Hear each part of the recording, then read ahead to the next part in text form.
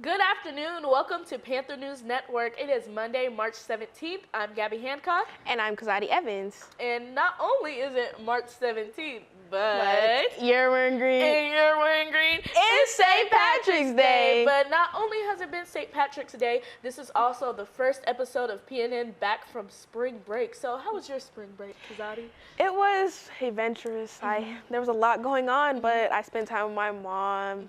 Even though I did stay in PV, but I loved it. What about you? I really just spent time with friends and family. We actually went to the Botanical Gardens in Dallas, and it was so pretty there. And the weather was actually surprisingly good. I know, the weather has been great. It needs to keep it up. Yes, I needed to keep on rolling. Yes. But yeah, I just know that break was needed, a little rejuvenation before we finish off this year. What you think? Most definitely. Get those grades up, too. I know that's right. And so we're just going to get right into it with your opening news for today. So for today's opening news, 2 people were shot Sunday evening during a disturbance at McDonald's in Katy, the Harris County Sheriff's Office announced. Authorities said the incident began at about 5:30 p.m. while a group of 6 or 7 teenagers were ordering food at a McDonald's in the 6100 block of Fry Road, and another group of 2 or 3 teenagers walked in. Both groups began to physically fight before multiple people fired several rounds of gunshots in and outside of the fast food restaurant. According to officials, one of the people shot was a 25-year-old man and the other was a 61-year-old. Authorities are still working to determine whether they were involved in the incident or not. The victim's conditions are currently unknown, but HSCO said the younger man is expected to survive. At the last report, the 61-year-old was in surgery. Everyone involved in the shooting fled the scene and none have been accounted for. Deputies say they all appear to be around 16 to 20 years old. The first group reportedly fled in a maroon SUV and the second fled in a white sedan. HCSO said they are reviewing video footage of the incident and the investigation is still ongoing. In political news, Judge James Bonsberg, who was appointed by former President Obama, has blocked President Donald Trump's plan to quickly deport Venezuelan gang members. In response, Texas Republican Brandon Gill announced he will file articles of impeachment to try and remove the judge. Gill stated, "I will be filing this motion to hold judges accountable." Billionaire Elon Musk, who now advises Trump, reacted on Twitter, calling the move necessary, and later added, "Judges who ignore the law should at least face impeachment votes." Bonsberg issued a 14-day order stopping Trump's plan, which was based on an old law that is called Alien Enemies Act. This law allows the president to deport or detain non-citizens during wartime. But Bonsberg ruled that the U.S. is not in a declared war. Senator Chuck Grassley stated, "Another day, another judge making policy for the whole country. If this isn't fixed, we are headed for a constitutional crisis." The ACLU and Democracy Forward, the 2 legal groups, sued to stop Trump's order, arguing it was illegal. Trump, however, defended his decision, saying the Venezuelan Tren de Aragua gang is dangerous and was recently labeled a foreign terrorist organization. He claims the gang is waging irregular warfare against the U.S. In PVAMU news, we would like to recognize those who have achieved academic excellence. 6,014. That's how many students achieved academic excellence at Prairie View A&M University in the fall and spring semesters of 2024. Now the university is set to celebrate them at this year's Founders Day and Honors Recognition Convocation. The event on March 19th, hosted by the Roy G. Perry College of Engineering this year, is not just a testament to the hard work these students put in to earn a spot on the honor roll or Dean's Honors List. It also reflects PVAMU's deep-rooted history of excellence. On March 11, 1878, 8 young African-American men made history as the first of their race to enroll in a state-supported college in Texas. Their bold steps paved the way for generations of PVAMU students who continue to break barriers and redefine success. To qualify for the university honor roll, students must carry a minimum 12 semester hour course load, maintain a GPA of 3.5 or greater, not including developmental courses, and earn no grade lower than a C. Dean's Honors List includes students who carry a minimum of 12 semester hour course loads and maintain a GPA between 3.0 and a 3.49. As we gather to celebrate Prairie View A&M University's Founders Day and Honors Recognition Convocation, we reflect on our rich history, enduring legacy, and the extraordinary achievements of our students, the scholars, leaders, and innovators who embody the spirit of PVAMU, said Dr. Ashir Nassim, Provost and Senior Vice President for Academic Affairs. Your hard work and commitment to success upholds the legacy of our founders who envisioned PVAMU as a beacon of opportunity and excellence in higher education. PVAMU's Founders Day and the Honors Recognition Convocation is more than a ceremony. It's a celebration of determination, a nod to history, and a glimpse into the brighter future of PVAMU students that they continue to build. If you can, we really greatly urge you all to go and support our PV scholars. Congrats to you all. In morning news close to home, late last night on Sunday in Northwest Harris County, a meetup to buy a gun turned into a robbery, resulting in 4 men being shot. The incident occurred around 11:45 p.m. outside an apartment complex near Bamala North Houston Road and Fallbrook Drive. According to Sergeant Wade with the Harris County Sheriff's Office, the 2 groups involved had arranged the transaction via social media. However, during the sale, gunfire was exchanged and the authorities believed to be a robbery. Sheriff Ed Gonzalez later confirmed this on social media. Although all 4 victims were shot, they expected to survive. The investigation is still ongoing and no further details have been released at this time.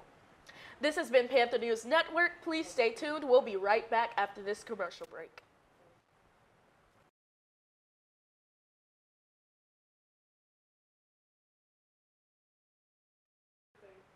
Thank you for staying with us. Here's your remaining news for today. In HBCU news, Norfolk State University women's basketball team made history by securing a number 13 seed in the 2025 NCAA tournament, the highest in the program's history. This remarkable achievement underscores the team's exceptional season and highlights the growing competitiveness of HBCU women's basketball. The Spartans clinched their 3rd consecutive Mid-Eastern Athletic Conference tournament title with a 68-56 victory over Howard University. Senior guard Camille Wheeler led the charge with 22 points, while forward Imani Johnson contributed 16 points and 10 rebounds. Their dominant performance throughout the season culminated in a stellar 30-4 record, including a perfect 14-0 run in MEAC play. Notably, Norfolk State is the only Division I HBCU to go undefeated in conference play this year. Earning a number 13 seed is a significant milestone for Norfolk State, reflecting the team's hard work and resilience. This seeding surpasses the typical placements for HBCU women's teams, which have often been assigned to number 16 seeds in the tournament. Historically, HBCU women's programs have participated in March Madness 64 times, with 34 of those appearances as number 16 seeds, the lowest possible seed. The highest seed in an HBCU's women's team achieved was number 12 seed, accomplished 3 times before 1995. Norfolk State will face the University of Maryland, which holds a number 4 seed in the first round of the NCAA tournament. The Terrapins finished their season with a 23-7 record and are ranked number 18 in the Associated Press Tops 25 poll. The matchup is scheduled for Saturday, March 22nd, with Maryland hosting the game. Norfolk State's historic seeding elevates the program's stature and shines a spotlight on the potential of HBCU women's basketball teams. Their journey inspires, demonstrating that with dedication and talent, HBCU programs can compete at the highest levels of collegiate athletics. As the Spartans prepare for their upcoming game against Maryland, they carry the pride of their university and the broader of the HBCU community. Their success this season is a testament to the possibilities that arise when opportunity meets preparation, paving the way for future HBCU teams to aim higher in the NCAA tournament. In more HBCU news, Alabama State University is making history as one of the first historical black college and universities to offer cannabis certification programs. As they stated, the cannabis industry is growing quickly, and we want to make sure our students have the skills and knowledge to succeed in this field. HBCUs must be a part of this movement to create opportunities for our communities. ASU has partnered with Green Flower to provide 5 online courses covering healthcare and medicine, growing cannabis plants, starting and managing a business, understanding legal rules, and selling cannabis products. Alabama recently approved medical cannabis, and although it's not yet available for purchase, ASU's program will help students and professionals get ready for jobs in this new and expanding industry. These courses are fully online, making them accessible to students, working adults, and to anyone to start switching careers. By leading the way in cannabis education, ASU is creating new opportunities, preparing students for success, and in ensuring that black communities have a strong role in shaping the future of cannabis business. A surprise in the entertainment world, some new and upcoming music is set to be released by none other than actor and artist Will Smith. Will Smith is to release his first album in 20 years later this month as the actor continues to rebuild his career following the assault on Chris Rock and at the 2022 Academy Awards. Writing on Instagram, he said the album, based on a true story, would be released on March 28th. Adding, "Been working on this project for a minute and I'm itching to get it out to y'all." He also shared the track list featuring guest spots from Tiana Taylor, his son Jaden, his longtime music foil Jazzy Jeff, and many more. Smith has released a handful of singles from the project already, including Beautiful Scars featuring Big Sean and Obenga, Tantrum featuring Joyner Lucas, Work of Art featuring Jaden and Russ, and You Can Make It, a gospel influence track which he performed at the BET Awards in June 2024. Smith has kept a fairly low profile following the Rock incident, in which he slapped the Oscars host and verbally abused him. The incident caused him to be banned from the Academy Awards for 10 years, and Netflix reportedly paused development of Fast and Loose, a film he was set to star in.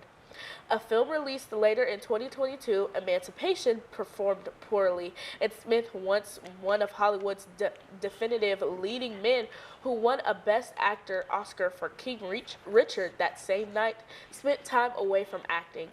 He returned in 2024 with the 4th installment of Bad Boys franchise Ride or Die, which was a commercial success, earning over $400 million, considerably more than his $100 million budget. The film made reference to Smith's slapping of Rock, and Smith addresses the Oscar incident on the song Beautiful Scars, rapping, "I hate when I lose it, but I face the music. Oh, why did he do it? See, I'm only human." In an interview about the song with the lyrics database Genius, he said he wanted the album to set a new bar for his musical artistry, saying, "I'm a master actor, but I've never given myself the opportunity to elevate my poetry, my concepts, to the level of the mastery I've attained as an actor." Smith may not feel his hip-hop and pop music matches up with his acting, but it's certainly commercially successful. We look forward to seeing what Will Smith has in store and see what he really has to say through his music. For more entertainment news, Universal Music Group, UMG, is pushing back after Drake sued them for defamation over Kendrick Lamar's diss track, Not Like Us.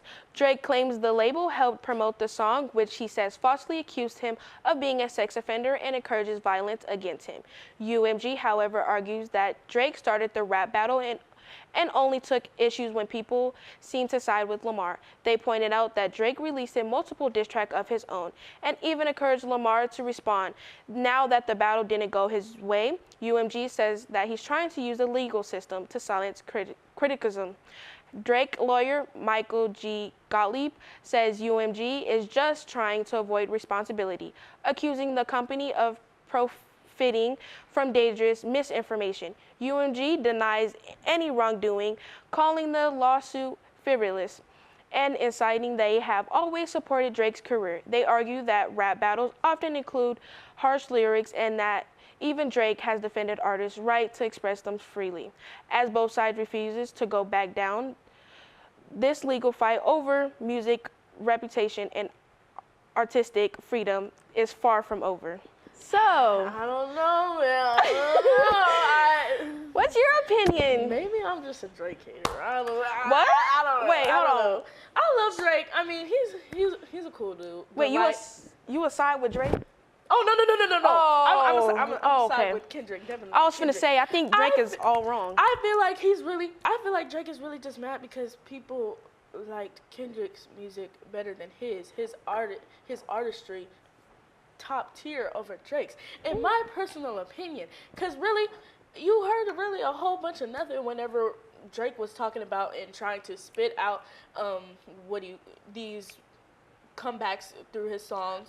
Yeah. He was really just, I feel like he was really just about, the quantity over quality and trying to spit them out quickly just so that he can get his get back. But that's just me. I feel like. Yeah, I feel like he's just mad because no one's really on his side. No one likes him. Exactly. Like, Kendrick Lamar is winning over anybody. And it's not even just like us. It's with the SZA album. It's with anything. It's just he, after, not gonna lie, not like us did, like, shine a light on him. But then it's not like he stopped there. He skyrocketed. Now with Drake, all he did was turn and did Sad with Party Next Door.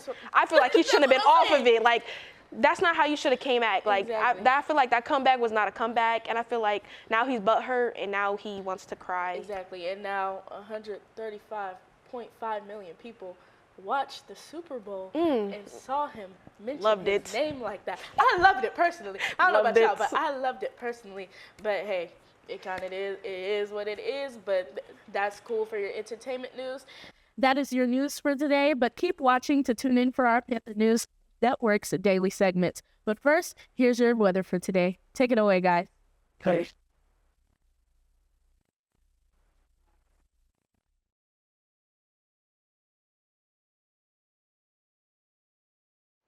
Good afternoon, Prairie View. I hope you had a wonderful spring break. I'm Kazadi Evans, and here's your weather forecast update through Sunday. Today, temperatures will reach a high of 80 with clear skies, making it an excellent day to be outdoors. Winds will pick up in the afternoon, bringing a breeze to the area. For the upcoming days, temperature will remain in the 70s and 80s, with the lows dropping into 50s and 60s at night, providing mild evening temperatures. The week will feature a mix of sunny, partly cloudy, and breezing conditions, especially on Tuesday and Wednesday.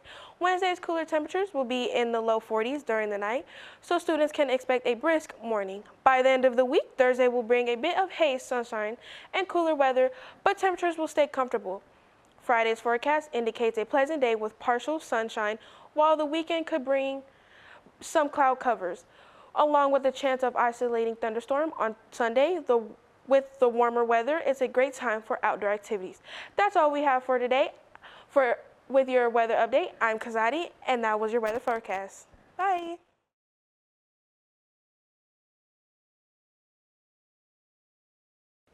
Good evening. I'm Chloe Stubblefield, and this is I Have a Bone to Pick, where we address issues affecting our student life here at Prairie View A&M University.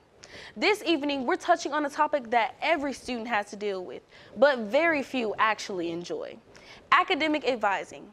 Now, in theory, advisors are supposed to help guide students throughout their academic journey, making sure they're on track to graduate and not drowning in unnecessary classes. But here at PV, let's be honest, it feels like the advising system is more of an obstacle than a resource. Let's start with the most frustrating issue: actually getting help. Students have questions, concerns, and sometimes urgent problems with their degree plans, but getting a clear answer from an advisor, that's more like winning the lottery. Emails go unanswered, appointment slots disappear in seconds, and walk-in visits, good luck with that. And when you do get to a meeting, half of the time, it feels like the advisor is rushing you out the door instead of actually helping. And then there's the musical game chairs PV plays with advisors. One day you have an advisor, the next day, poof, you're assigned someone new and you don't even get a head up. Next, no introduction, no email, nothing.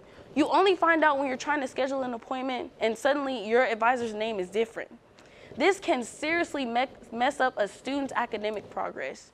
Imagine spending semesters working with one advisor, making a plan, only to be handed off to someone new who doesn't know your history and gives you conflicting advice.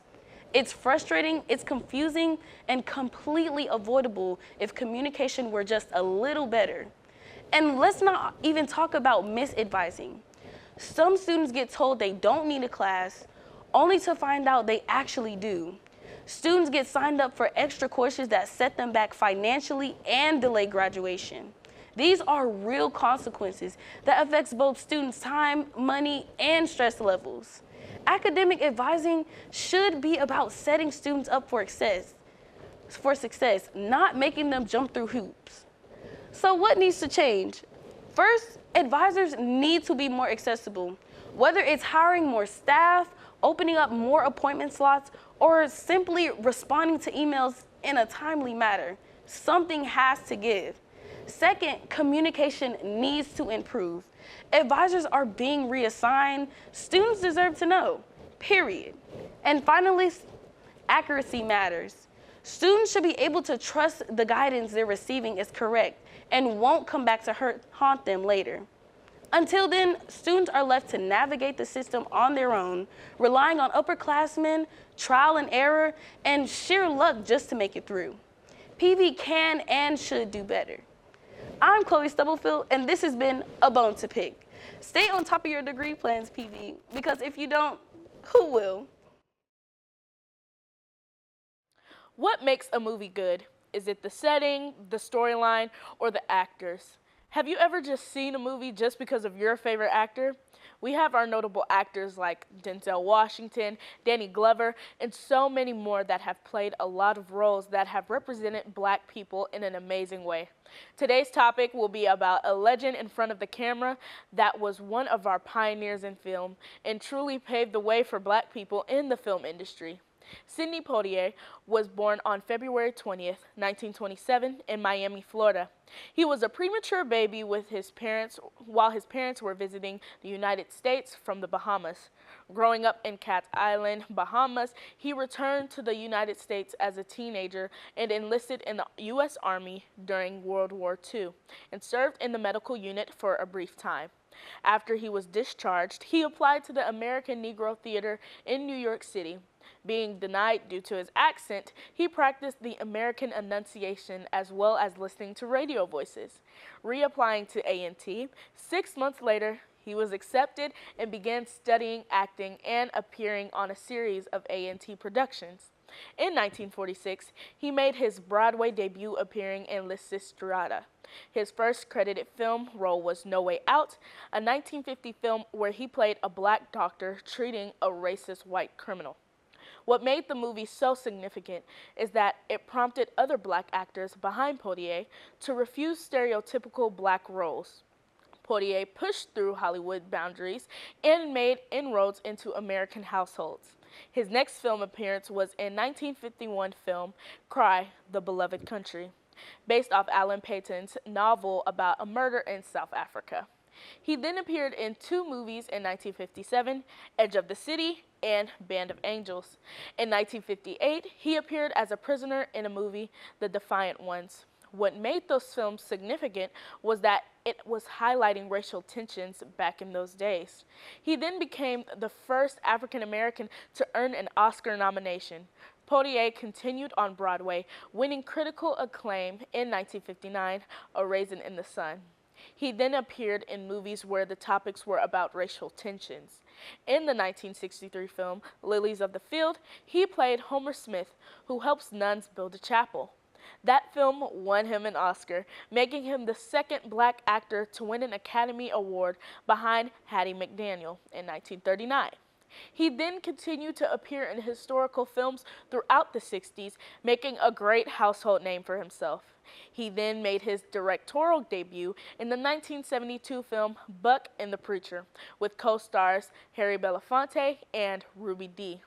He then teamed up with Bill Cosby, making hit movies like Let's Do It Again and Piece of the Action in 1975 and 1977. In 2001, Poitier was presented with an honorary Academy Award for his remarkable accomplishments as an artist and as a human being. In 2009, he was awarded the U.S. Presidential Medal of Freedom for his accomplishments and contributions to film. He sadly passed away on January 6, 2022, at the age of 94 in Miami, Florida. We will always appreciate his talent, creativity, and wisdom on film. I've been your host, Gabby Handcock, and we hope you learned something new today. This is For the Culture. Thank you guys for staying with us. This has been Panther News Network, and make sure you follow us on Instagram, Twitter, and YouTube at KPVU-TV. I've been your host, Gabby Handcock. I'm Kazadi Evans, and thank you for joining us for today. We will see you next on the next episode.